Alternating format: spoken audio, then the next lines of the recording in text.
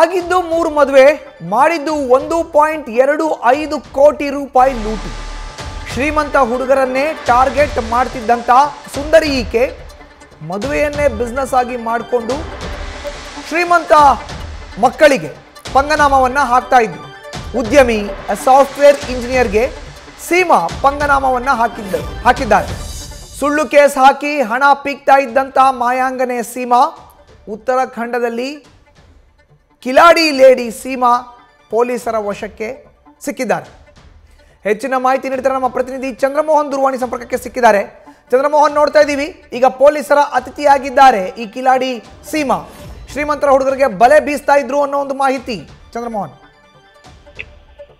ಹೌದು ಮಧುಸೂದನ್, ಈಗ ಕಳೆದ 11 ವರ್ಷಗಳಲ್ಲಿ ಈ ಸೀಮಾ ಅನ್ನೋ ಯುವತಿ ಸುಮಾರು 3 ರಿಂದ 4 ವಿವಾಹಗಳನ್ನಾಗಿ ಶ್ರೀಮಂತ ಹುಡುಗರಿಗೆನೆ ದೋಖವನ್ನ ಮಾಡಿರ್ತಕ್ಕಂಥ ಪ್ರಕರಣ ಈಗ ಬೆಳಕಿಗೆ ಬಂದಿದೆ.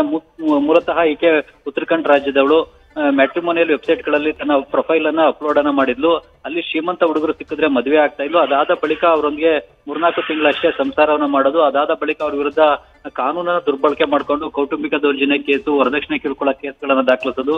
ಬಳಿಕ ರಾಜಿ ಸಂಧಾನ ಮಾಡಿಕೊಂಡು ಅವರಿಂದ ಲಕ್ಷಗಟ್ಟಲೆ ಹಣವನ್ನ ಕಿತ್ತು ಪರಾರಿ ಆಗ್ತಾ ಇದ್ಲು.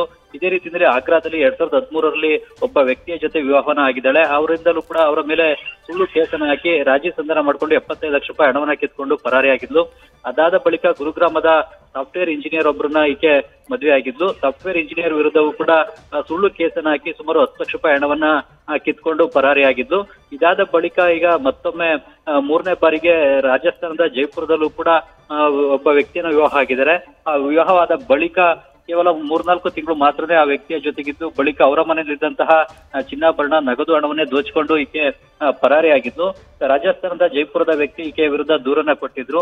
ಈಕೆಯ ಬಗ್ಗೆ ಪೊಲೀಸರು ತನಿಖೆಯನ್ನು ನಡೆಸಿ ಈಗ ಉತ್ತರಾಖಂಡ್ ರಾಜ್ಯದಲ್ಲಿ ಬಂಧಿಸಿದ್ದಾರೆ. ಈಗ ಈಕೆ ಇದುವರೆಗೂ 3 ರಿಂದ 4 ವಿವಾಹ ಆಗಿರ್ತಕ್ಕಂಥದ್ದು ಬೆಳಕಿಗೆ ಬಂದಿದೆ. ಜೊತೆಗೆ ಗಂಡದಿರ ಮನೆಗಳಲ್ಲೇ ಈಕೆ ಹಣವನ್ನ ದೋಚೋದು, ಚಿನ್ನಾಭರಣವನ್ನ ದೋಚುವಂತ ಕೆಲಸ ಮಾಡಿದ್ದಾಳೆ. ಜೊತೆಗೆ ಅವರ ವಿರುದ್ಧ ಕೇಸನ್ನ ದಾಖಲಿಸಿ ಕೂಡ ಹಣವನ್ನ ವಸೂಲಿ ಮಾಡಿರುವಂತದ್ದು ಈಗ ಬೆಳಕಿಗೆ ಬಂದಿದೆ.